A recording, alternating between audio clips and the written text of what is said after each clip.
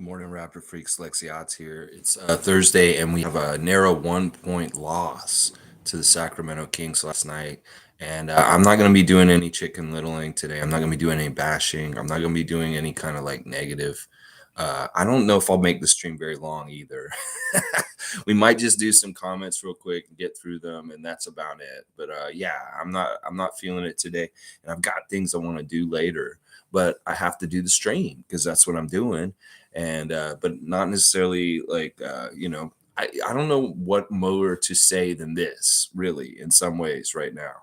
It's basically this, y'all. We're not got things going right, and we are still working on it, and we're still not figured it out completely. And last night is still symptoms of that. And I know it's very disheartening to lose to a team like Sacramento by 1 point at home. And there's all kinds of things we can make it way worse. But really, we need to think about it this way: that the team is trying to figure itself out through a very difficult, chaotic time, and it's just not happening very easily or smoothly.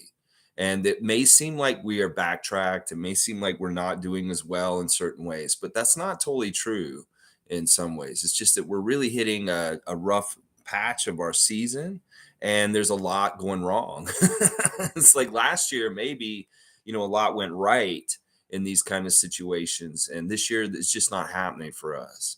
There is a difference between years in the NBA with the teams. You have different years that are good years and bad years. And it could be that this year is turning out to be a very challenging development year in which it's going to be very hard for us to win consistently. In fact, we have our first 3-game streak, and it's a losing streak. We have not won 3 games in a row, but we have lost 3 games in a row now. And that's disheartening. There's all kinds of things I could point out that can make this even more depressing. But there's no point in doing that because this is one game. It is 1 point, but it's also, you know what? This is really tough learning lessons for people on this team. And it goes all the way from the top to the bottom. Whether it goes for Siakam has a learning lesson from this, all the way down to the young kids that are just starting out their career like Koloko. So they're all getting learning lessons right now, and they're hard lessons. They're tough lessons, but these are the lessons that get instilled in young players to be like, I hate this shit. I don't like losing, and I want to do everything possible to avoid it in every kind of way. And we'll break it down as much as you guys want to. I'll look at the box scores. I'll do my 3 stars for each game, for both games, 905 and the Raptors loss last night. And we'll talk about hustle play a little bit too today. But I don't want to go on. Like I said, I don't want to be here for too long. I'm going to tackle these comments. I know maybe not many of y'all will be here, so hopefully this stream won't be too long because I want to watch the Survivor finale. I have it on my DVR. I got to see who won Survivor. Nobody ruined anything for me. I'll shut up. Raymond Jacobs saying, when you need threes, let's not try putting Mr. 48.3 field goal percent in. Are you're referencing Malachi Flynn? Yeah, I think Malachi's in the doghouse for some reason with Nick Nurse because this is weird. He has gotten DNPs pretty consistently in the last week. And I think that there's something on the down low in the back behind the scenes is keeping Malachi from getting on the floor right now. Now, I want to say this. Eric Flynn has tweeted in the last 24 hours. This is what he's saying. It's amazing what Eric Flynn's saying, actually. He's saying that, instead of criticizing the players and the coaches, have y'all tried praying for the team? Praying for the team to do better and to get healthier and to have better success. And that's what Eric's saying today. He's saying, don't criticize the coach. Don't criticize the players. Pray that they get better outcomes. Pray that they get better, luck and better things happening on the court for them. That's what Eric Flynn's saying today. So he's not pointing any fingers at Nick Nurse and saying it's the coach's fault for not playing his son. He's saying we need to pray for this team. That's what he's saying. Oh, I couldn't believe that. 0 for 3 broke Bo Cruz. Well, we got to remember Raymond Jacob. Bo Cruz just came back from an injury. He had been out for a little bit. And, 24 minutes for Wancho, 2 of 5 shooting, 0 for 3 from 3, yes. 5 rebounds, 1 assist, and 5 points. Now, that's contributions, not very like huge contributions. In fact, that may be one of my biggest disses about this team last night is that nobody stepped up big other than big name players on this team. Obviously, my number one star for the game is Fred VanVleet. He had 39 points last night, 13 to 25 shooting, which is absolutely fantastic. He only made two threes, but he was trying to make the points other ways. And it was really attacking the basket, putting his body on the line and getting to the free throw line. 11 of 11 at the free throw line, 8 rebounds, 5 assists, 4 steals, a block, +8 for the game. Fred VanVleet. They lost despite Fred VanVleet. Fred VanVleet very much did his part finally. And now we see that even him stepping up and doing it exactly perfect for what he did really well last night. Maybe he's still not making his three, but that's what I'm saying. He made the alteration to his game to still make production and really kind of sacrificed himself physically. In some ways, that may not be smart either. But man, I can't blame Fred, and he is obviously the number one star of the game. He was fantastic last night, and it was nice to see him get that. It's just too bad they didn't win. If they had won, it would have made things even better.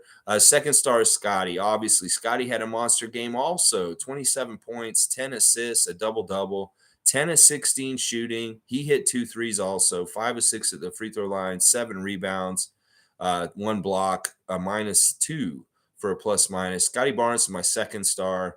Just a fantastic game by him. We saw him doing some really cool passing. No looks, pretty accurate. But after the game, Scotty admitted that, it's not really fair to him what happened at the end of the game where he got the ball all of a sudden. He was pushing it back up the court, and then they stole it right back. It was really kind of like a reflex kind of thing, and that they just got it back. And sometimes those kind of things just happen on the court where you get it all of a sudden, but in some ways he didn't totally have it secured, and he was just kind of like trying to get them down the court quick as possible. But he threw the ball right back to them. And that was noted by both Nick Nurse and himself in the post-game interview that was a key thing that messed them up. But in some ways, I don't agree because that was never a secured possession in the first place. Sure, you could have had it as a secured possession. If he had held it, maybe he did like this, but no, he grabbed it and he tried to do something quick, and you live and die by that. And he lost the ball again. I can't be mad at Scotty. Scotty played a fantastic game last night, and I'm very, very happy with him and Fred. Now, the third star, I'm not totally happy with, but I couldn't pick anybody else to put in this spot because there's nobody else really that stepped up. It really was a two-headed monster last night of Scotty and Freddie. Pascal's the third star with 19 points, but when am I putting him on a list of the 3 stars when he only gets 19 points? That's not very often, especially when he shoots 7 of 19, 4 rebounds, 6 assists, a -5 overall, 4 of 6 from the free throw line. He did hit his only 3-point attempt. But Pascal, once again, he's disappearing too often and too much. And when he is trying to step up, he's missing too often when it is important. That at the end of the game last night, we were not clutch. We were not effective. We had this horrible scoring drought late in the game that totally fucks us up and allows the team to overcome us and take the lead. And that was a huge problem last night. I don't know if the Kings, they did this purposely or how they did it or what they did, but we could not score for a while. And that was a huge, huge problem in the second half. And Siakam's a big part of it.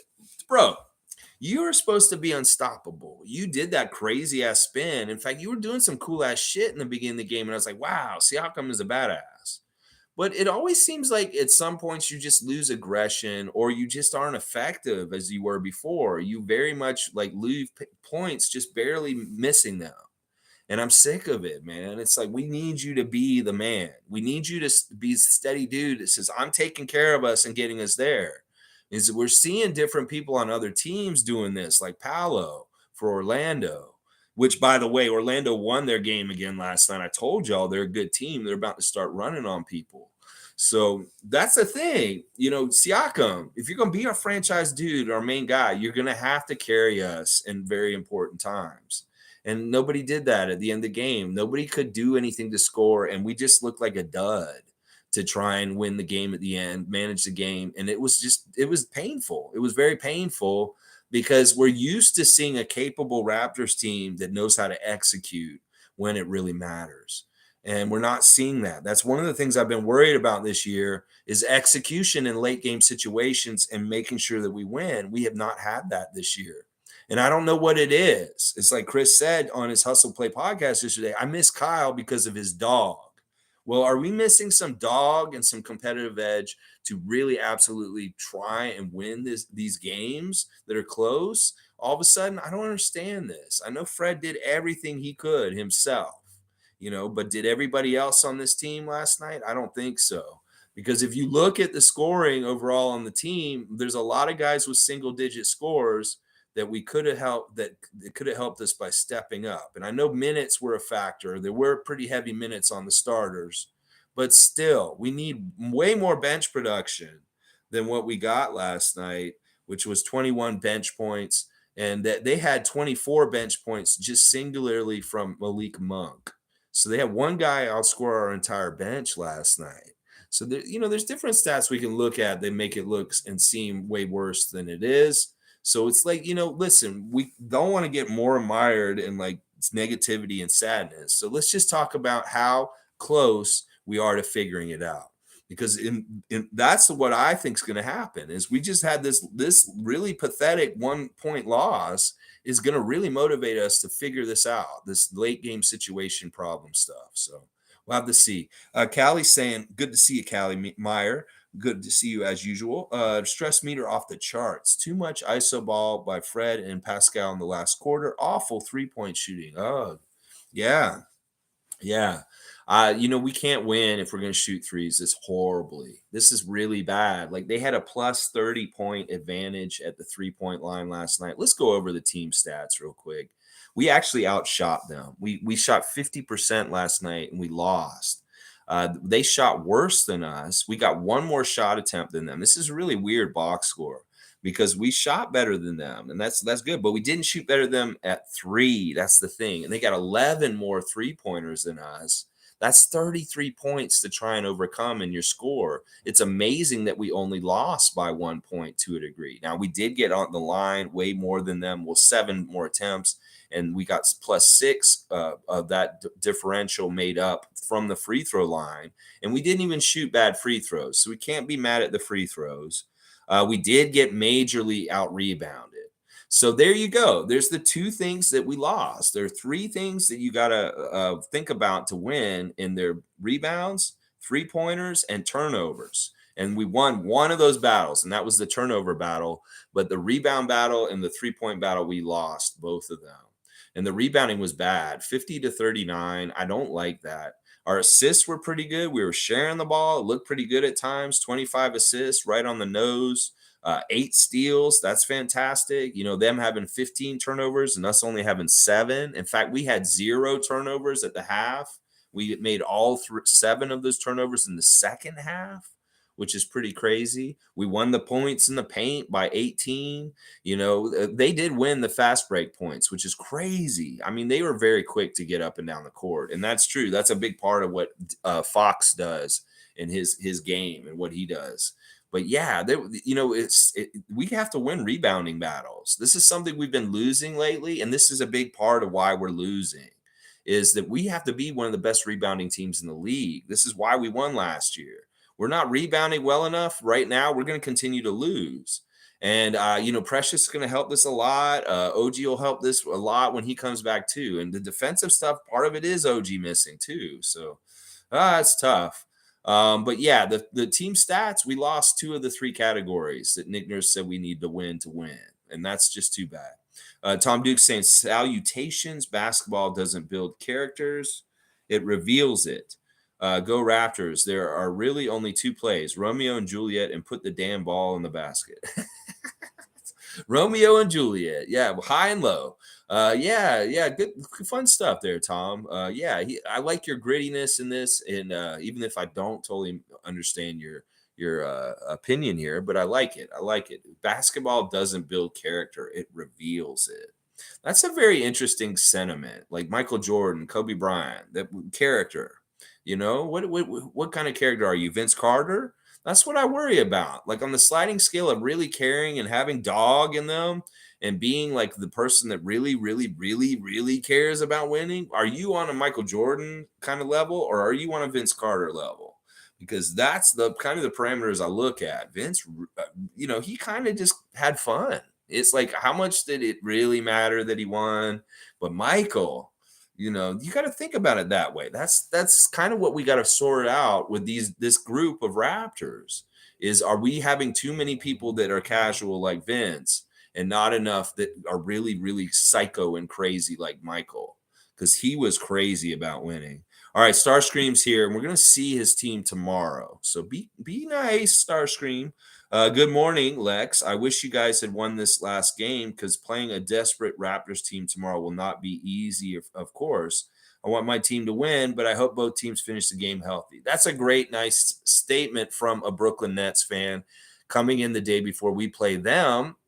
And I like that. I really appreciate the sportsmanship and you coming in here. And yeah, he's right. And to a degree, if we won, it would have sated some problems we're having. And in some ways, we're like a wounded animal in the street, like a dog that's hurt. And you want to help the dog. You want to come and help the dog, but the dog will probably try and bite you because it's just angry at the world because it's so hurt.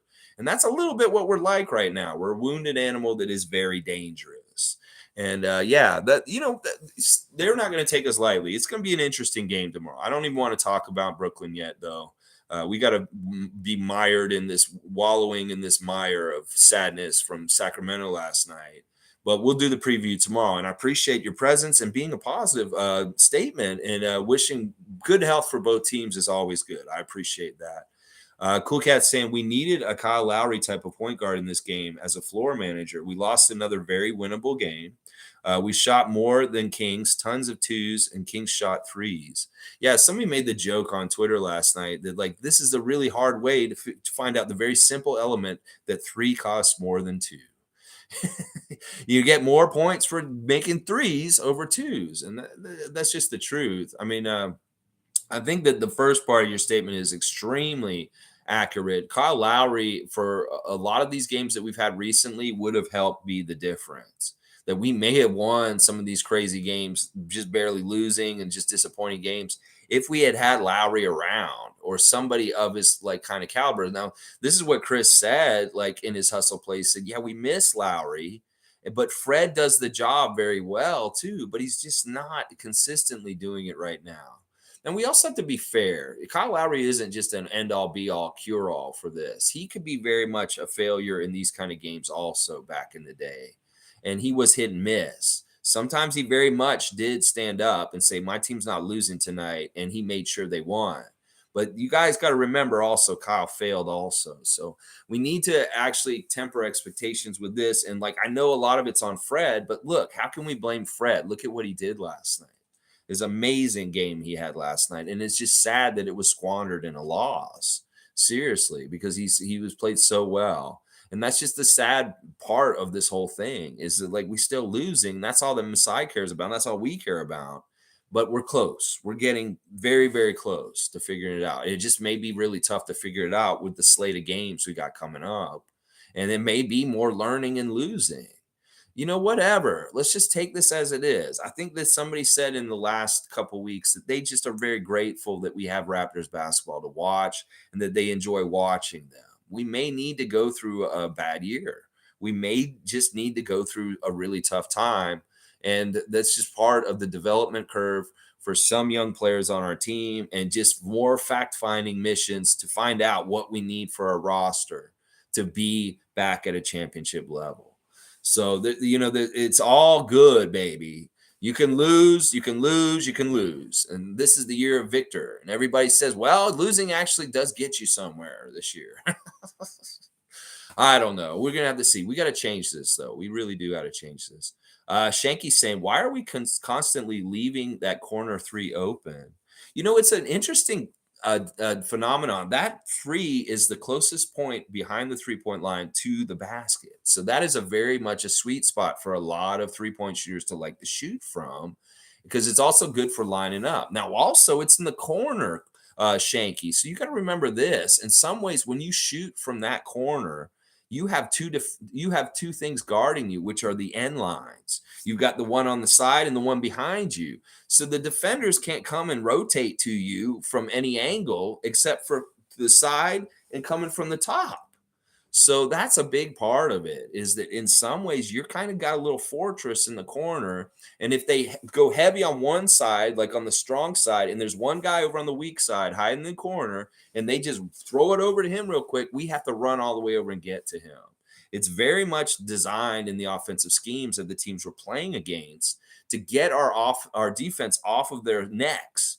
They will do a crisscross revert over to the weak side with the guy in the corner. And this has been very, very successful. It's not that we don't like guard it very well. It's just that that's a hard spot to get to in a very far away rotation to get at them. And that's really by design. That's why the teams do it. So this is a problem for a lot of teams. It's not just a problem for us. This is like a bread and butter kind of offensive play for 3-point shooters now, to make sure that they get good open threes. Is they always do this. So it's a scheme everybody's using, and everybody falls victim to it also. It's not that we're special in this way. And we actually do pretty well guarding it than other teams in some ways, because we do have guys that have that get up and go to run out at it and kind of just like swat at it. Now, one thing we could possibly try doing is this Cornet jump that Luke Cornet of the Celtics has been doing in G League last year, and now he's doing it on the main roster Celtics. You guys know what he's doing? Basically, he doesn't try and run out at 3-point shooters. He stays near the basket, and when they jump the shoot, he jumps with them from like 20 feet away. But he jumps in a way so that he masks or obscures the hoop, so they can't see what they're shooting at. And he actually does a really good job. He doesn't even have to be anywhere near the shooter, and they miss because he times his jump so that they can't see the hoop right when they're shooting, and they miss. It's a really weird phenomenon, and it's actually working. So maybe we need to do the little cornet jump when they're doing that. But I think the runouts are really good, because quite often we're blocking them. Chris, Delano, Christian, they're running out after them, and boom, it's a block. OG, when he's healthy, we're seeing that stuff. But Tom, this is just a phenomenon of schemes. That is what they want. That is what they're working so hard to get, is that wide open three in the corner. And they'll overdo everybody on one side and hide the other guy on the other side and just try and get to him as quickly as possible before we recover. Seymour saying, morning, Raptor Freaks. Not gonna lie, it's looking dreadful. Yeah, I know, Seymour. It's looking a little tough, but we got to shine a light. That's what I'm going to do here. I mean, listen, when everybody's really feeling down, that's when I got to turn it the other way and say, listen, I'm going to tell y'all where the positives lie and just where things can get going again. Listen, we only lost by 1 point. I know in some ways that's sad and that's awful, but think about how many 3-pointers they made more than us. That's insane that we only lost by 1 point, considering that. So we must have been doing a lot of things right, other than the 3-point shooting, to be able to be still in the game and lose by 1 point. And just imagine when the 3-point shooting finally comes back. Now, some of y'all may be thinking, is it ever going to come back? And what the fuck is wrong with our team? Well, I hope it does come back, because we really do need it to win. It's very, very much evidence that we can't get away with being a poor 3-point shooting team anymore, that we will continue to lose a lot if we don't. Randolph Phillips is here. Good to see Randolph. It is a blessed morning, although our team loses. Things will get better when our main defensive players return and when we made a minor move or two. Yeah, so Randolph is thinking we're going to make some sort of move of some sort. And yeah, 2 of our best defenders are sitting on the sideline, OG Anunoby and Precious Achua. Both of them really could help in certain defensive ways last night. But I didn't think we played that bad on defense to a degree. I really like how we played in the first quarter, winning 31-23 by the end of that quarter. We had a fantastic start to the game. We played very well. I felt like we played pretty well overall. But the second quarter, they kind of got away with us, scored 36 points in the second quarter. And I didn't like that. And then they got 36 points also in the fourth quarter. So there was a little bit of defensive problems in the second and fourth quarter with allowing them to score way too many points. And this is something that they really, really got to stop, is allowing 30-plus quarters. They got to limit them. They got to keep teams under 30 points in a quarter. They cannot. No quarters can be over like that. None of them. None of them. G's saying Sacramento made 17 threes. The Raptors made 6. Sacramento took 43 threes, and the Raps took 21 threes off second chance shots. Fred had the most rebounds on the team. Raps need to rebound better. Yeah. That is wow, G. I didn't even realize that. Fred had the most rebounds on our team last night. And that's depressing. That is really depressing. Scotty had 7 right after him. That is a big part of the problem right there. And then you look and see, once again, there's a big time defensive rebounder on the other side that is just dominating. 21 points, 20 rebounds for Sabonis last night. And those 15 defensive rebounds, some of those are offensive rebounds we might have gotten and put back. And that's a big problem right there. You know who we might need to get up is Justin, because Justin once again killed it last night in a G League game. Justin Champagny, 14 of 28 shooting, 2 of 4 from 3, 3 of 3 at the free throw line, 9 rebounds, 5 assists, 3 steals, 2 blocks. He did have 6 turnovers, but 34 points last night. Justin, 34 points in 38 minutes. Number 1 star for the Raptors 905 win over Capital City Go-Go last night. Yeah, they won. The 905 won last night. And Jeff Doughton Jr. was the second star, 6 of 17 from the field, 5 of 5 at the free throw line, 2 threes made. 3 rebounds, 10 assists, 2 steals, 23 points, 23 and 10, double-double for Jeff Doughton. And then our third star for the 905 last night is Kenny Wooten Jr., who got a double-double also, 13 points, 11 rebounds, 5 of 8 shooting with 3 assists and 3 blocks. Good job, Raptors 905, with just 8 guys playing and doing pretty good overall. Ryan Hawkins got the start, and he got 11 points, which was nice. DJ got the other start. David Johnson, he got 12 on 6 of 12 shooting, which it wasn't too bad. But yeah, a lot of guys were hurt in this game, including Ron Harper Jr. and Reggie Perry. So they were a little short-staffed, and they still managed to beat the Go-Go last night. So good job, Raptors 905. Just a little aside with them, 111 to 103 in Mississauga last night. So good. At least there's a bright spot, a little bit of a bright spot. All right, let's see. Space Cadets here. I'm sick and seeing so many trashing Fred in the YouTube comments of the post-game presser. First, the complaint was he doesn't score enough. Now they complain he's being too selfish. Well, you can't win either way. You can't win either way. These are obviously people that just hate him. And they're like, listen, why do y'all – listen, I know y'all want this team to win, but y'all act like it has something to do with your livelihood. You know, seriously, let's remember this is a game. And in some ways, we're just spectators. And we don't have real world implications from things that happen. That sure, we can be a little sad and depressed that our favorite NBA team is not winning. But this man, it is his life. It is his livelihood. It affects his moods and stuff like that. And we're just fans. We're casuals. We're casually involved in all this. These guys this is their livelihood. This is their life. So we need to remember that and take this a little more seriously in that kind of way. But yeah, I hate seeing all that stuff too. And I saw a lot of it last night. The Raptors Tonight comments and that live stream late last night. Yeah, I don't even want to go in there and look and see what people are saying too much. I'll do what I see and hear, and we'll deal with this. But otherwise, I don't really care. Everybody's going to complain, and they're going to find so much to nitpick and pull apart right now. Well, this is really not what we need to do. We need to understand that they did a lot of things right, and we're very close. It's just we got to break through. It just wasn't going to happen last night. We're going to break through at some point, and we're going to get a really great effort and a big win in the near future. It's just that we're very close to it. We just haven't got it totally figured out. Let's keep going. It is annoying. Gee, I agree. Scott B's here. Good to see Scott B. Roofing company. If y'all need some roofing done, and Northeastern Roofing can come help you. Best team in the league. Watch the game. I believe in these guys. Back off and give this organization the benefit of the doubt because this team is special. We need to back them up as fans. Exactly. This is what I want to hear. This is what a Raptor freak's opinion should be. This is our team. We root for our team. We stand by our team, ride or die, good or bad. And we need to stand with them again today, even though it's tough and it's not fun. And we don't like it. Well, this is where we separate the real fans from the fans that are just kind of trying to enjoy good feelings from winning all the time. And this, I'm totally with Scott B on this. We are still the best team, the best organization in all of sports. I really do believe this. It's just winning is not being translated right now, and it sucks. Kareem Thomas is here. Good to see Kareem. I never watched the game. How was their energy? Did we control pace of the whole game and lost it in the fourth? Scotty and Freddie stat line looks beautiful. What the fuck happened?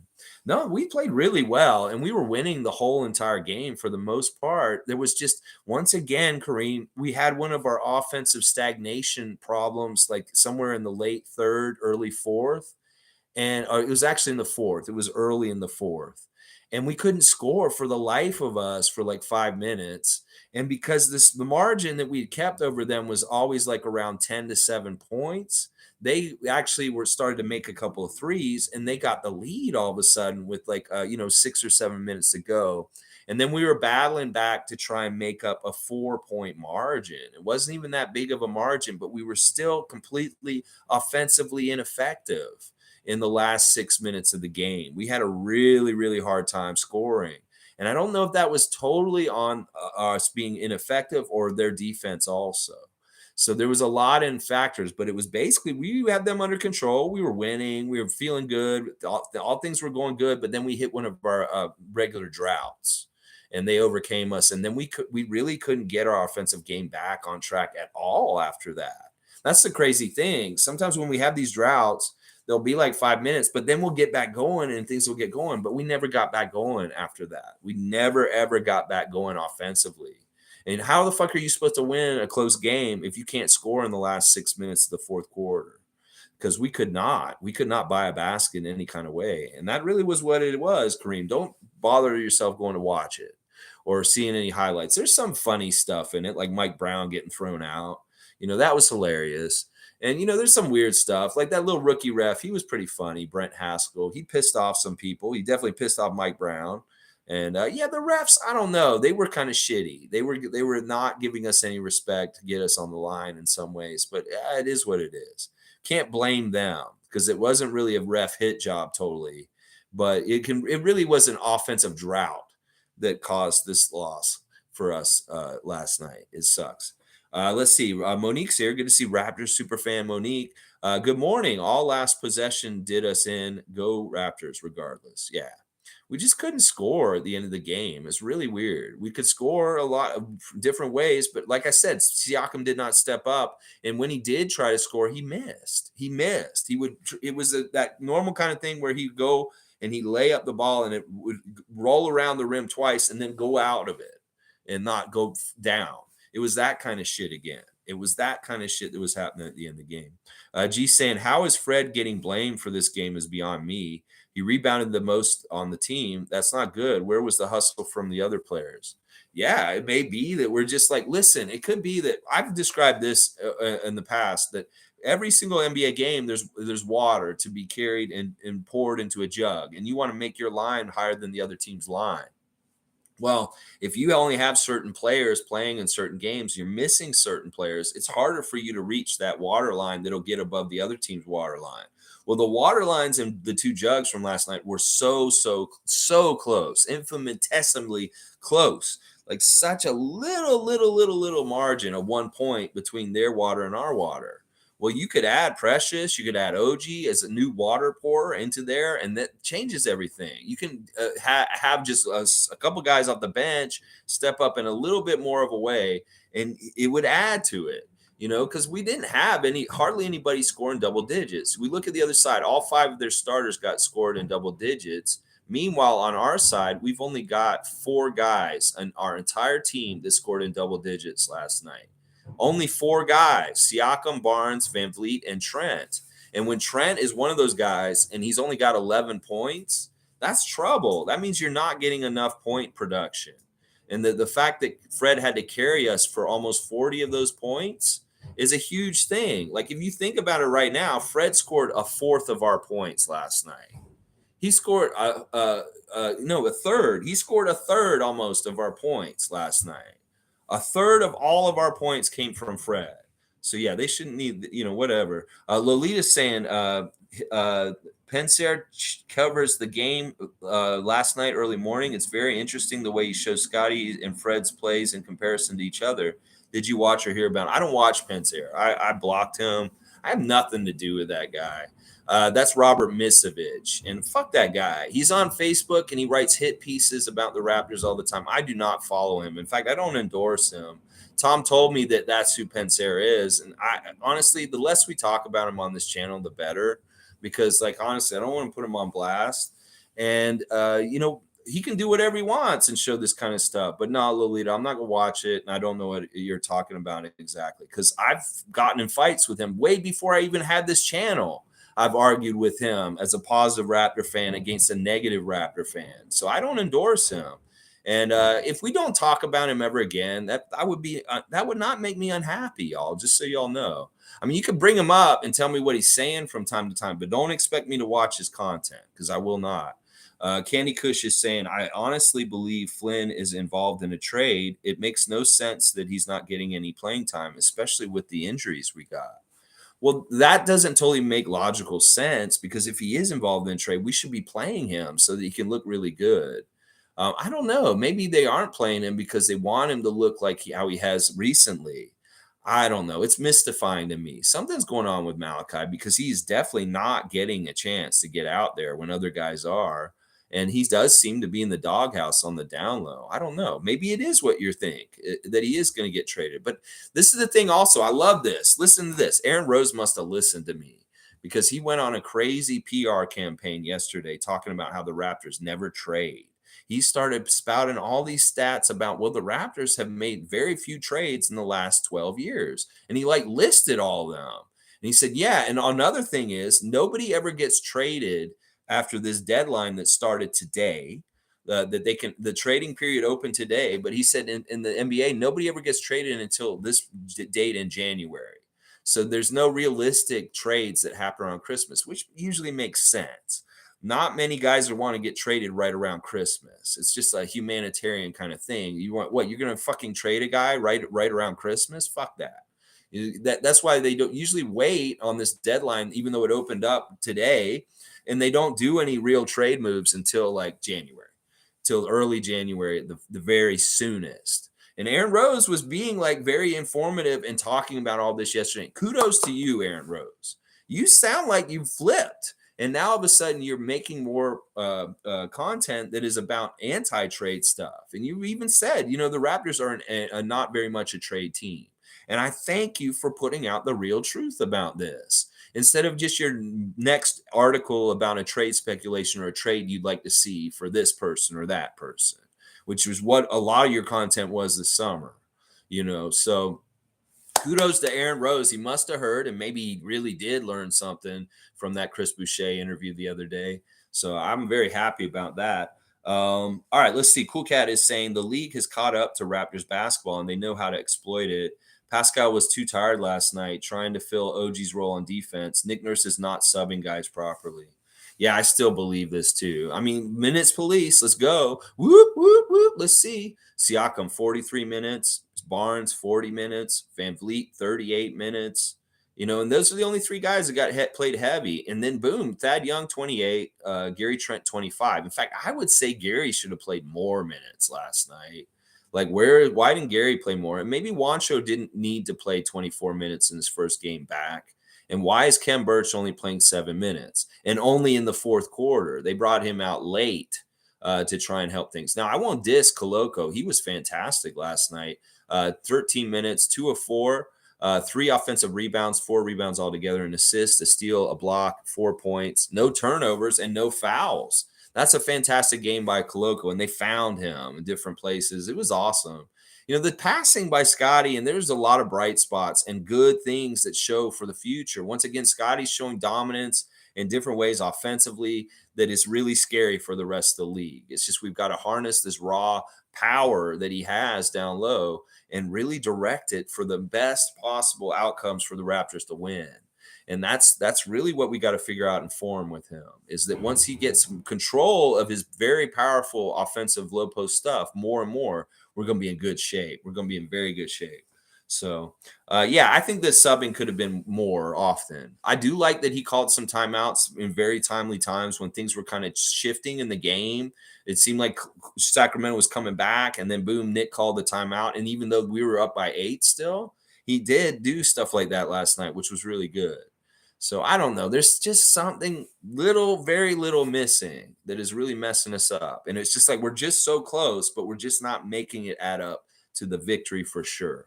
Callie's saying defending the three and making them is going to kill us. I know. It's such a very different, wide thing in a score. If you're going to get 3 points and we can't make any of those 3 point shots, well, obviously we're at a disadvantage and we're going to lose games. Because it really is. That may be the biggest problem right now. Forget about the rebounding. And in some ways, the rebounding is partly affected by this. Because think about it this way: if they're making all their shots, we're not getting the opportunity for defensive rebounds, which is where we're on the inside and we're boxing them out from getting offensive rebounds. Well, it's the opposite, the other side. And when you got Sabonis down there gobbling up all the defensive rebounds from all of our misses, well, that is part of the reason why we lose the rebounding battle, is because we have way more misses. There's way more rebounded opportunities for the other team to out rebound us. So out rebounding the other team is also a symbol that we're getting to more loose balls off rebounds. And also maybe we're shooting better also. And maybe they're shooting more equitable to us, because that's part of the problem. They're getting way more opportunities to rebound because we miss so much. And it really sucks. I hate it so much. Scott B saying, I agree, Lex. Pascal's misses cost us in the game, but those shots are there. No one knows that more than Pascal. Number 43 is the real deal. Fuck top 5. He's going to be top 3, and there will be no argument. I love that attitude, but, they ranked him in a new ranking as the 14th best player in the NBA. I mean, listen, they never used to rank him anywhere like that. If anything in the top 30, maybe in the top 20, but now he's in the top 15. And this is by NBA rankers and stuff. So this is fantastic. But once again, he's a superstar he's not even actually supposed to ever been a superstar. So it's like what we expect him to do is like still a learning curve. There's a learning curve for him about how to be a powerful, like the man kind of guy, and when to take over and when not to take over, when to save energy, when to really burst out and take energy, and really when to read the game on when those key times are to make sure that your team wins. And that's part of the problem, is that the energy and the stuff it's not matching up with him to take over and win. And he'll figure it out. He's going to start taking over and winning games at some point. But right now, it's just not happening. There's not enough guys. They're tired, and he can't do it at the end or something. He's just short, and it sucks. I hate it. Isaac Campbell is saying, okay, it jumped a lot. Let me just make sure I get back to the top of where I was. Raptors have been out rebounded the last 5 games. That's a horrible stat, and that is a big part of the reason why we're losing so much. It's so true. But a lot of it is also how badly we're shooting. G saying would like to see Justin play on the roster. Well, you know what? He's a guy who maybe can get in there and get offensive rebounds. That is one of his specialties. He's so good at it. And, listen, I love to see Justin play on the main roster right now. Listen, I was down on Justin this summer. I said a lot of stuff about his sunning thing. And he even did his sunning thing in the interview after the game. But you know what? He did it in his own interview. And he said basically that Reggie Perry was his son, even though he wasn't playing. But he didn't do it in somebody else's interview. So I had no problem with it. I was like, oh, Justin did his sunning thing in the interview, but the guy wasn't there and he just said it in his own time. So I was like, that's fine with me. But yeah, he's going to need to get some time on the main roster to show if like that leap and bound that he's showing down there, because he doesn't look like he totally belongs down there the way he's posting 30-point, 40-point games right now. And that, we may really need him just for rebounding woes on our main roster. So I'm with you, G. Cool Cat saying, put Pascal on another team and you see better success. Playbook taking out the legs out of defending. Hence, OG 3-point shots down all season. Rumor players turn down Raptors don't want body breakdown. Interesting. So you're saying because of the demands that Nick Nurse has for his defensive system to expend energy running all out all over the place for the whole entire game, is hurting the offensive side of things for Pascal. And this could be true. We speculated this in different ways for players already this year. when everything's going wrong, it's real easy to pick everything apart. And this may be one of the good things that we have about our team, and that these guys are wanting to do this. But also, you're saying that maybe players don't want to come here because they know that the Raptors demand a certain level of energy put out on the court. Well, in some ways, that deters lazy players. So I don't know. This is an interesting rumor, but in some ways, I just say this works in our favor because I like this defensive system, and I know that it may be tiring guys out and make their offensive game may suffer to a degree because of how much we have to play on defense. But I still think it's the way to go, and I think that what Nick's doing is smart. It's just that because it's not working very well right now, it's easy to pick apart. But it has shown that it's a huge part of our success last season.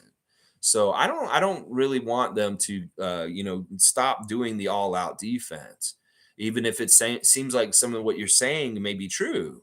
That people don't want to come and play for us. Well, good, we don't want them, or people are not being able to play as well on offense. Well, we might take what the Jubstown Clink would say is like, let's build up that energy and that endurance to be able to do both, and we'll be Supermen.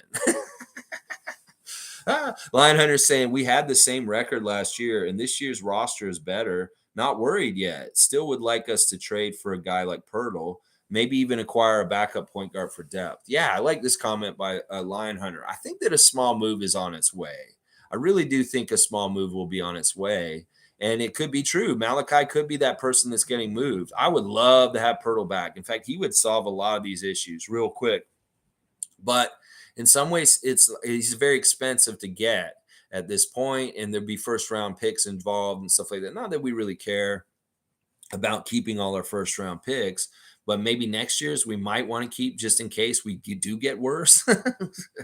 Let's see. Yeah, and I think that this is a good way to look at things too. Is look at where we were last year and where we are right now. It's a very similar place. So we could get things figured out and worked out. Now, some people have made the argument, well, we should be ahead of where we were last year if we're advancing ourselves or getting better.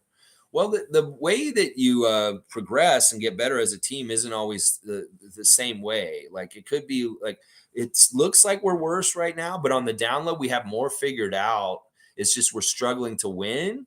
And we are a better team than we were last year, just like Lion Hunter's saying. We are a better roster build and we are a better team. It's just we're not performing better right now. It's just we've got to get back on track and perform better. And we will. We will. Trust me.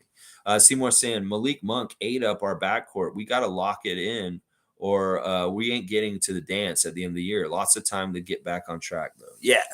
Yeah. Monk, he had a real chip on his shoulder last night and was really crazy athletic stuff going on and hitting threes and doing different things. Yeah, let's look at Malik Monk off the bench. 33 minutes, 6 of 13 shootings, 5 of 10 at the three-point line, which is 50% with 5 threes. Yeah, 3 rebounds, 3 assists, plus 10 for them off the bench with 24 points. Completely outscoring our bench by himself.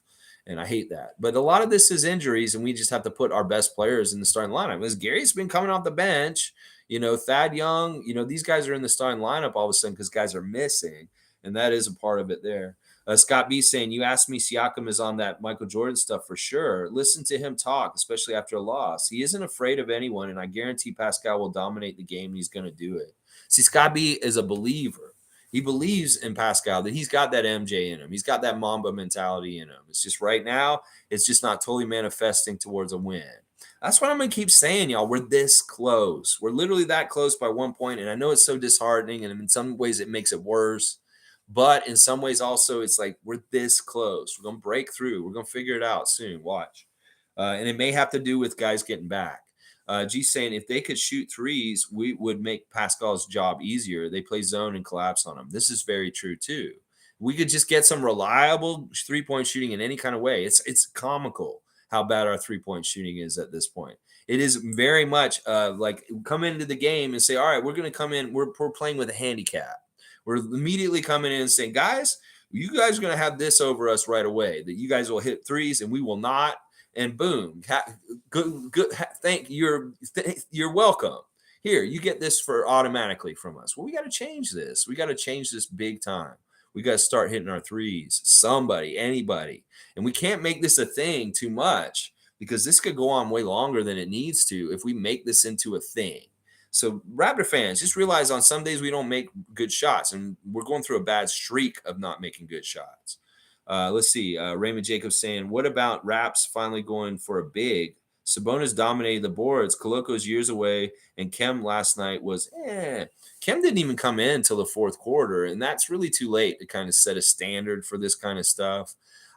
In some ways, I was really pleasantly surprised and happy to see Thad starting instead of Koloko. I think that this is smart, and Thad did an adequate job, but in some ways, I think they should have started Birch just right away on Sabonis and have Thad as the backup behind him.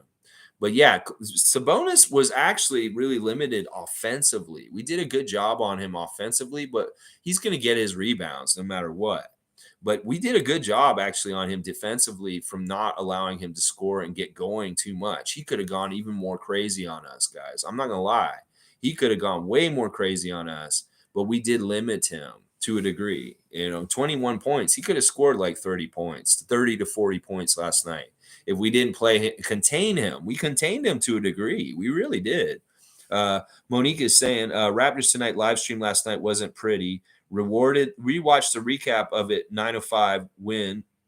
Chris Boucher, WWE, saying it was funny. Let's go Raptors. Always with you guys. Raptors forever. All right, well, let's do something fun. Since this isn't the most fun reaction stream today, let's talk about Hustle Play with Chris Boucher and what he said yesterday about wrestling. He went and did a little game with Mike Roach where he built on top of this whole thing that him and Precious are DX. And he straight up started it by saying that Precious is Triple H. Mike Roach said Precious's name, and he called him Triple H right away. So he really does look at Precious Achiuwa as being Triple H, Hunter Hearst Helmsley in the DX faction that they are in. But it was really weird because he turned around and he said, well, Chris, who would you be if you were a classic pro wrestler? And Chris, without flinching, said he would be The Rock. So you're not Shawn Michaels. If y'all are DX, you're The Rock, though? I guess he just wants to be the guy who talks shit and layeth the smacketh down. And that is who he said. He's The Rock. And then he went on to name a few more of the Raptors as wrestlers. He says that Fred VanVleet is Stone Cold Steve Austin because he's always working hurt, is how he put it. That was his reasoning. And it's kind of like a fuck around and you find out kind of mentality. And I think it's perfect.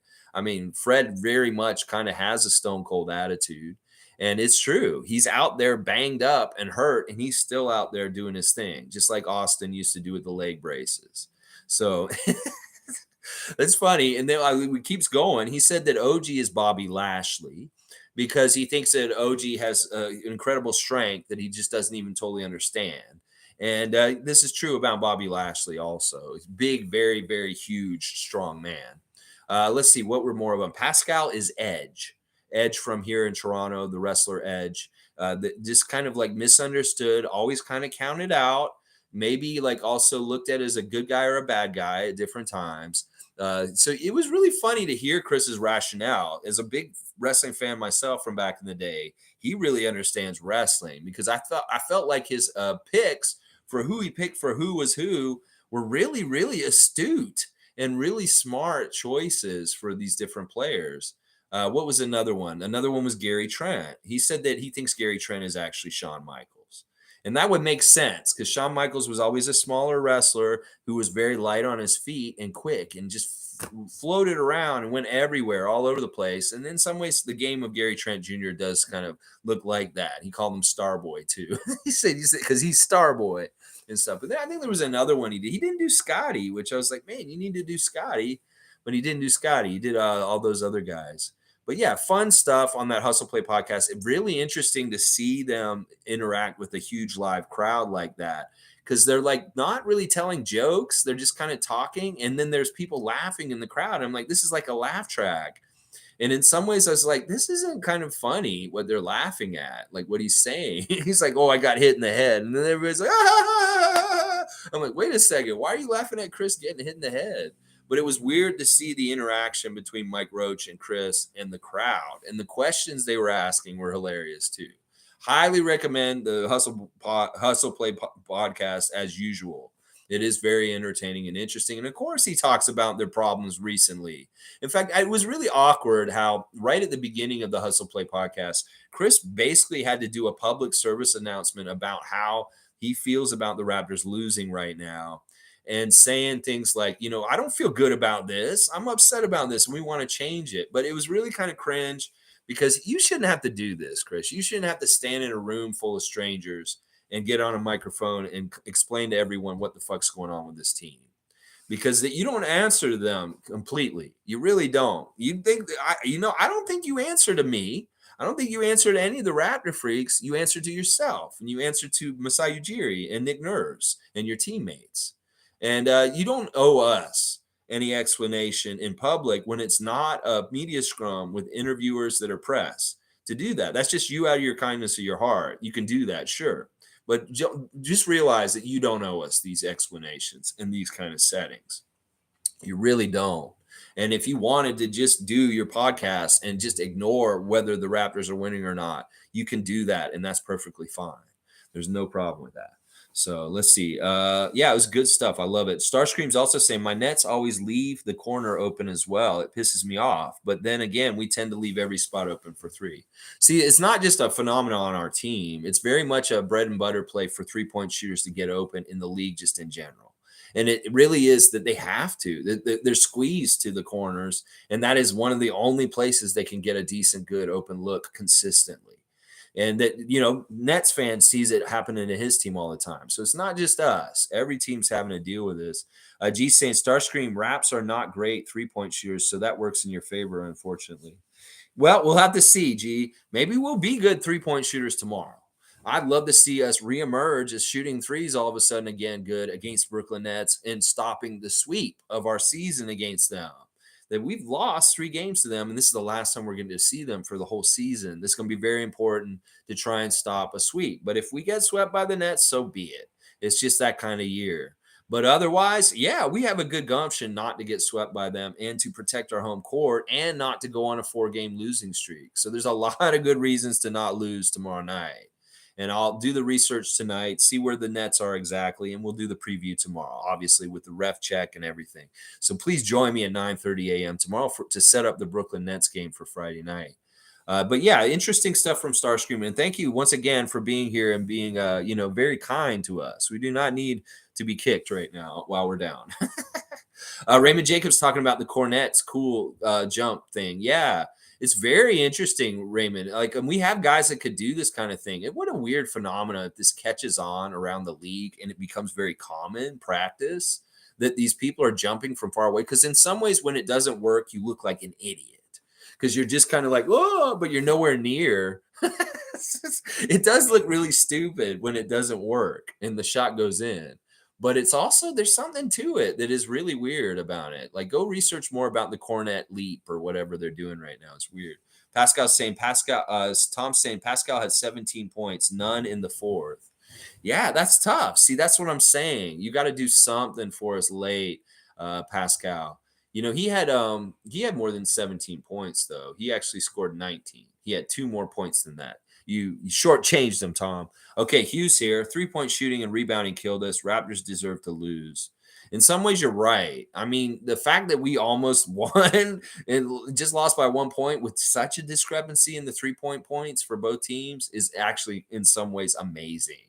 And it really kind of does point to we're doing something right somewhere else that we can still be close in the games. Because normally a team would get blown out if they got out rebounded and outshot on threes. That crazy. Well, we must be doing something else. And you know what it was? Not turning the ball over. That we were really, really efficient without turning the ball in the first half. It went a little crazy in the second half, but 7 turnovers for the whole entire game in a game like that last night, that's pretty impressive. I'm not gonna lie, that's very good, actually. That's very much taking care of the ball.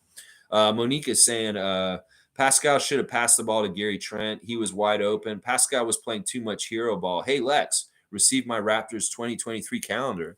Awesome, Monique. You mean, let me see. I'll go get mine. Where is it? Oh, there it is. You mean this calendar, Monique? Haha, yes. Very nice calendar. Yeah, I've already got all the dates for next, wrote in. I have all the games already wrote in for next month so that I know when they are. Stay on top of it. All right, let's go. Come back over here. That's cool that you got your calendar though, Monique. I like to hear that. Starscream's also saying at G might be true, but NBA players will hit open shots more often than not, even if they are poor shooters. Well, if they've got like a thing in their head right now and there's a problem going on with your team, it may be even harder. You know, it really is true. Like it can be infectious whether you're making shots, whether they're 3-point shots, regular shots, free throws, whatever. It can very much be infectious on your team. And we've got a malady of poor 3-point shooting right now on our team. And it sucks because we're not the best at shooting our way out of slumps because we got to get a whole bunch of guys going at the same time. And maybe a few of them are slumping right now.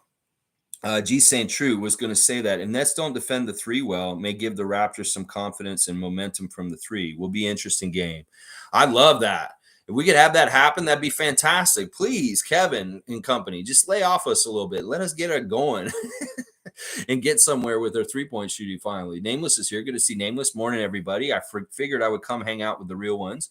Right on, Nameless. Yeah, I'm shining a light today. Fuck this shit. It may be raining here in Toronto right now and a little dark and dreary in our hearts and our minds from what happened last night. But fuck that shit. I'm a positive Raptors fan. I believe. And we're 1 point. We're that close. We're going to be that close to getting back on top of it. This is definitely not an expansion Raptors time. This is definitely not a Bargnani Bosch era. This is definitely not these kind of different times. This is a hard time, but the time has a very golden kind of way of turning around all of a sudden. Who knows? If we won a championship still this year, looking like how we look right now, wouldn't that be insane? It would be crazy, but it could happen. Statistically, could still happen. And there's all kinds of things that can happen real quick to get on the right foot and going in the right direction. So who knows? Never give up and never doubt and feel like the Raptors are just done for and they're just shitty altogether. In some ways, they look shitty right now. Sure, you could probably make a case, but they aren't really. They're a good team. They just have some messed up problems right now. They got to figure them out. Let's see. G saying Precious is very much missed. Can't wait to watch him coming in fresh-legged. I hope he can come in and make a big difference right away, and that it'll show how much we missed him and how much that will helps us win. Pacers did the same. I noticed a pattern: tire out the Raptors and start shooting a bunch of threes in the fourth. Yeah. I mean, there are game plans that people are using against us that are really working. And this is totally true that Nick Nurse has got to go and maybe recreate or make a new kind of scheme for different things just because some of this stuff is getting too predictable with us. Or maybe our Achilles heels are getting too much victimized on us and then we need to shore them up or make some new schemes that cover them up or make something else happen that can like make them have to be more worried about instead. There's all kinds of different adjustments and things that he can think about. All the years of crazy experience and coaching that Nick Nurse has had in different continents and different leagues and different places, he knows what to do to switch around and adjust as the snake is trying to catch its tail to keep that tail out of the snake's mouth. So it's really that much of kind of like adjustment to an adjustment to adjustment. Well, we got to do that. It's all basketball is adjusting to adjustments. And there's an inverse and there's a way it comes all the way around to itself back to the beginning. And it's just we're in a place where the defense is catching us and our offense and things isn't doing enough to get ahead and get away from it. But it's catching up to us right now. So we got to make the adjustment and get a leap ahead, and then it'll be behind us, and they'll be trying to catch us again. So it's really a lot like that. Let's see. Monique saying, as I said, good crowd last night, despite it being the Kings. Most fans stayed until the end. We had this in the bag. Fred was tremendous. You know, I was wondering about the crowd last night because, listen, it's not the most glamorous matchup. And historically, most people that are not in the know of the NBA will see the Kings and they'll be like, this is a dud game. It's a shitty game. And then there's also the factor that Raptor fans that know that we've been slumping, they don't want to go down there and see a loss like they did last night. So they may be avoiding coming the game. So I was wondering how full the arena was and how committed and how loud and how into the game people would be. And then I did hear also on Twitter that people were leaving with like time on the clock and it was still very close. Like they were leaving with 5 minutes to go in the game and it was like a 2-point game. And yeah, I hate hearing that there were people leaving even though the game was competitive and still had not been determined. They just wanted to leave and get ahead of people in traffic. I don't know. I've heard mixed things about the crowd last night. That in some ways it was, but I'm glad to hear that you thought it was a good crowd. You were there. You probably know better than me. G saying Scotty with 10 assists is a bright spot. Yeah, Scotty's passing and a lot of what Scotty did last night was really good. Him and Fred were definitely bright spots last night. And they gave us some stuff to put arguments against other people. Plus, they did it together at the same time, so that it shows that they're not taking away from each other. They can both have what they want and eat together. Click saying, yeah, Scotty and Fred combined for over 60 points and we still lose. Yeah, it's crazy. I mean, we just didn't have anybody else step up. Fantastic job by both of them, and it's tough. Click. I know that you're getting frustrated and very angry about these losses, but we got to just go through it and hope that the sunshine days are coming. Hopefully they will, because I'm not going to get all down on this team. I believe in them, and I think we're going to get this figured out. We're real close. Seriously, from what I can see, we're real close. It doesn't look like it because our 3-point shooting's so bad, but all it takes is us just starting to hit them again. And then other stuff will start falling in line. It just shows how much we need to play a certain formula of Raptors basketball to win. And if we don't get certain things, and then we're going to struggle and we will fail all the time. Lolita's saying Scotty is getting the feel of the game and back to form. I just hate it that he was getting interviewed after the game. He looks uncomfortable. Go Raptors. Yeah, he was okay after the game, though. And I thought maybe he would even go on Twitch last night, even though they lost by 1, but he didn't. He needs to do those interviews after losses like that, just because he's going to have to get used to doing them just in case, down the road when he's more and more a superstar. And, he doesn't want to hide from the press on games when there's bad nights. And, accountability is important, and hearing what he has to say about the game is important. Now, he said a couple of things that were great. He took accountability for some late turnovers that did hurt the team himself personally. But I have to say, he played fantastic last night. I was really impressed with Scotty. I was very happy with the way he played overall. I like the way the Raptors played other than the 3-point shooting, that and the rebounding, obviously. G saying Fred was looking for Scotty a lot this game. Hopefully that puts some of the rumors to rest. Yeah, they were all looking for each other. And it's just really nice to see. In fact, Gary had a very nice assist in the middle of the game last night. And I was like, oh my gosh, Gary got an assist for once. I was like, holy cow, Gary actually got an assist. Monique saying Scotty's playmaking was fire. Bam. Yeah, I like it. Name was saying before a team breaks a slump, there is signs of good habits, usually the opposite before losing streaks, signs of bad basketball. And I saw some good things to suggest a slump buster coming soon. Yeah, we've seen it in the last 2 games. Friday, absolute garbage game against Orlando. The first game down in Orlando was absolute garbage. Not a whole lot of good to take care from it. But on Sunday, there was some good things. And then once again, last night, there were signs of life and good things. And we're just like this close to like starting to be on the right side of the win-loss column. Seriously, we really are. Scott B saying Alvin called Malik Monk the 6th man of the year. Had to mute the TV and watch the rest of the game in silence. Well, I mean, I don't know. He's going to say that just because he looked like it last night. I mean, that's a fair assessment. But yeah, I tried to listen to the other stream, and the other team was just annoying. Their announcers were really annoying and kind of like giddy and acting really weird. But I didn't listen to them at the end. They were just annoying. But I listened to our guys. Isaac saying Fred VanVleet and Scotty both simultaneously attacked and played aggressively. This is a W. Trust me. They were on the same page, and we needed to see this. This is learned behavior and will carry over. G agrees. Yeah. Fun guy saying Mike Brown is a fucking weirdo. He should be heavily suspended for his behavior yesterday going at refs like that. That's kind of funny. I mean, I guess so, fun guy. I thought it was comical. It was so out of the blue all of a sudden. And I know, was he trying to really fire up his team? No. He was upset because there were some bad calls against De'Aaron Fox with Fred. That one play where he fell backwards and they called a foul on him, that was hilarious. It wasn't the best call. I'm not gonna lie. They were getting kind of shafted on those calls, but he flipped out so bad and came out on the court. That was hilarious. Oh, we love that kind of entertainment.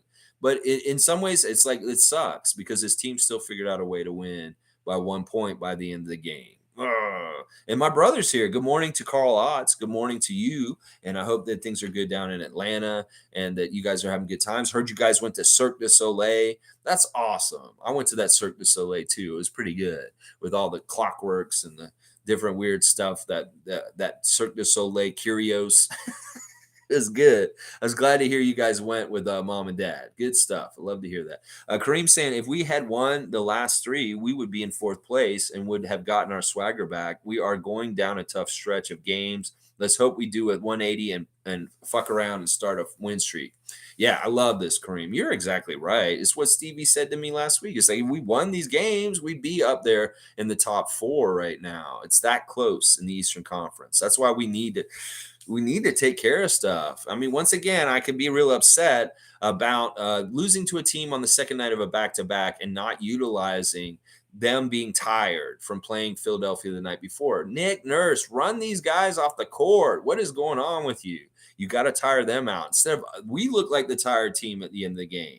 And they were the ones executing. Something's wrong with that. Something's very much wrong with that. How do you tire out your whole entire team? You're not your whole entire team, but your starters so much in one game when they had 2 days rest. And meanwhile, a team that came in from last night from Philadelphia is absolutely looking way more energetic at the end of a game like last night. There's something wrong with that. And I think it does have to do with Nick overplaying people, playing them too much. Let's see. Monique saying, what do you think Nick Nurse has to clean the most for next game and the players? Well, shit, we need to shoot. We just need to shoot better in all kinds of different ways. I don't know. Like the defensive effort in some ways is really good. It doesn't look like it is because we're having bad luck in all kinds of different ways. Whether it's the team we're playing has a superstar that's hitting crazy out of control shots that are like that normally they wouldn't make. That we have really good defense on them, like that Benchero corner shot late in the game to win the game on Sunday. There's shots that are being made by the other team. There's superstar level hard shots against a really good defense of ours. So there's a lot of things that just aren't breaking in our favor like these days, which sucks. Click saying can't win a championship with the worst half court offense and damn near worst 3-point shooting in the league that dominates our on offense. Yeah, I think we have the worst 3-point shooting in the league at this point. At least we're winning that. Evelyn's here. Good morning, Raptor Free crew from the beautiful city of Cypress, California.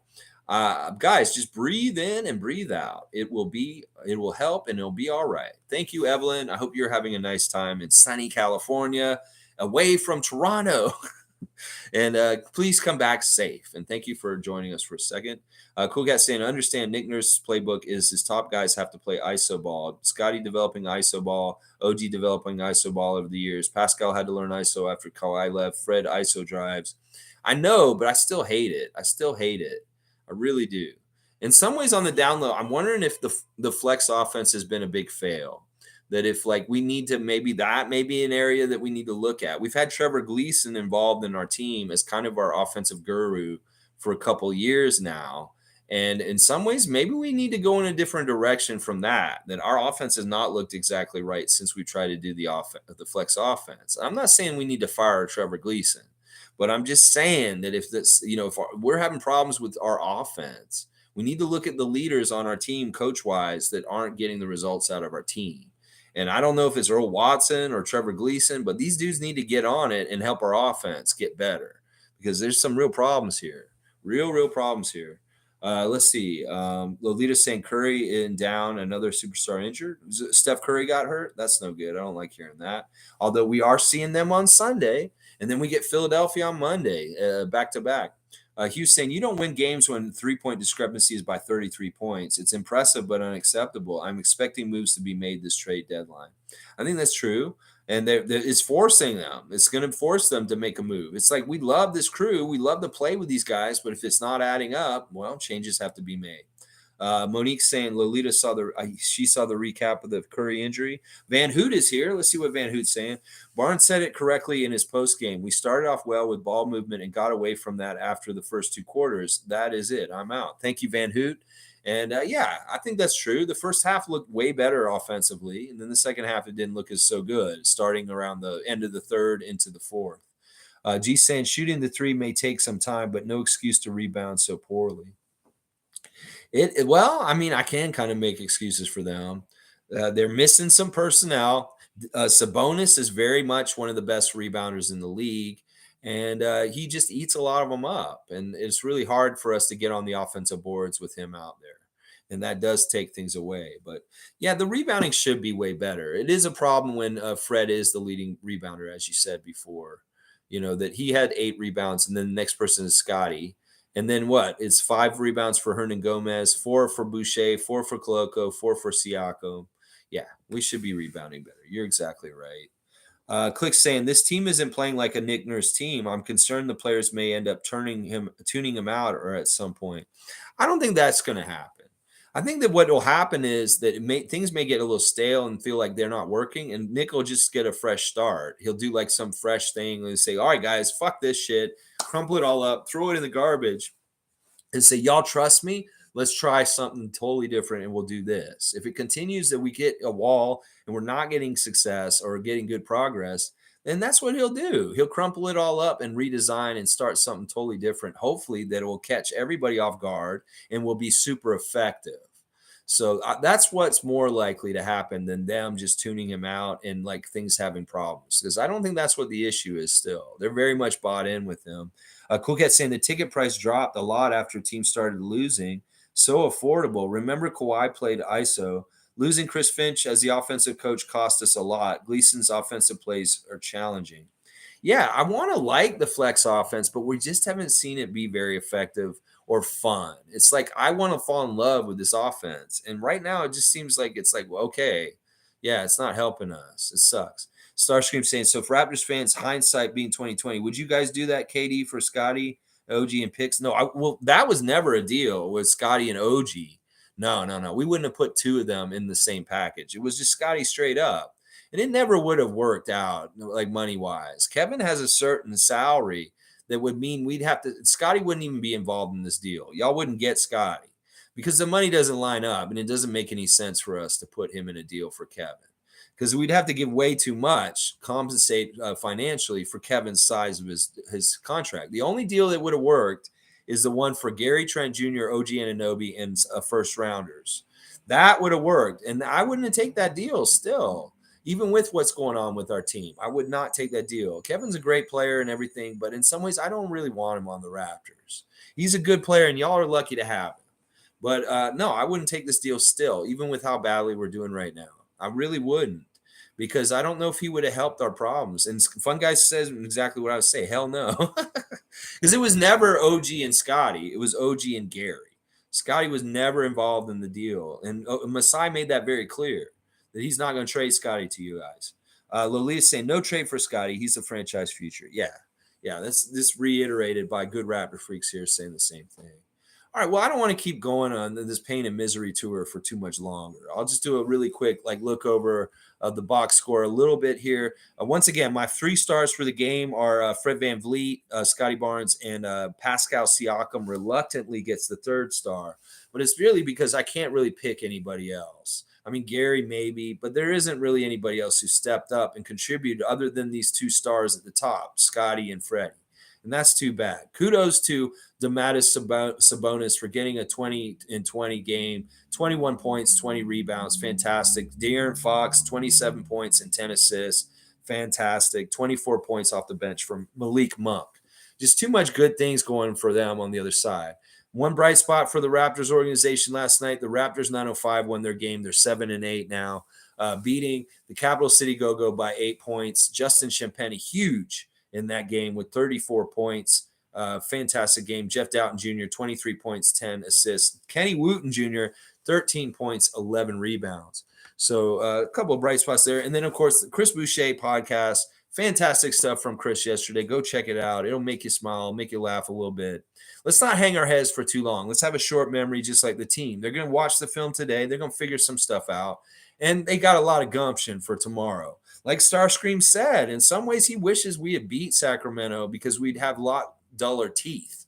But we got some sharp teeth because we're very angry right now. We're going to go do something. Monique saying, good stream, Lex. Regardless, keep at it as always. Let's go. Thank you, Monique. And thank you for being here morning in and morning out. And thank you for giving us your takes on what you saw out there, too. Listen, it's a tough time. in the season for the Raptors. It's just how it is. It's going to be like this from time to time. And this is once again one of those mornings where the Raptors have to wake up and look in the mirror. That's right, Justin. It ain't always pretty. And sometimes you want to make some adjustments, some changes. And you have to because you just can't stand losing over and over again. You got to do something about it. Right, Justin? Yeah. Yeah. So listen, guys, stare in the mirror this morning, Raptors. Really think about what you're doing out there on the court and how you can get a better outcome for the game and get wins. We need you to do this because Raptors fan nation is a big dumpster fire right now. They're crazy people talking all kinds of mad shit, crazy shit. And we just don't like it. So get it figured out and get going in the right direction so we can stop all this chatter and this stupid shit being said by people that are fans. Anyway, y'all have a great day. Please like, comment, subscribe. Okay, you can go. Thank you. Thank you. And have a great day. And I'll see you guys tomorrow for the preview for the Brooklyn game. Keep your heads up and just try and stay positive about this. If you know what, don't think about Raptors basketball for the rest of today. Just take a break and just cut it off for a while. Live your life. Go do other things. And we'll come back and reconvene tomorrow morning, 9:30. All right, Tom Duke, thank you. I love seeing the 5 Raptor dinosaur lineup. And let's go, Raptors. We really, really got to do this. You got to figure this out. Get that fine tuning and figure out exactly what's wrong with this team and get it out of the mud, y'all. Let's go.